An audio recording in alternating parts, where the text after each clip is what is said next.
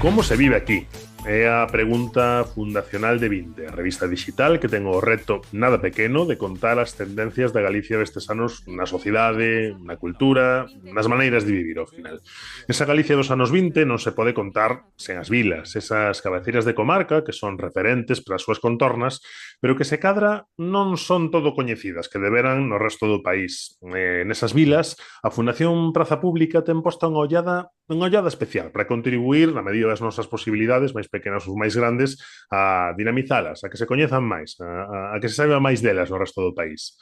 Ese proxecto da Fundación Praza Pública atopouse no camiño con Caixa Rural Galega e co seu apoio naceu Vinte na Vila.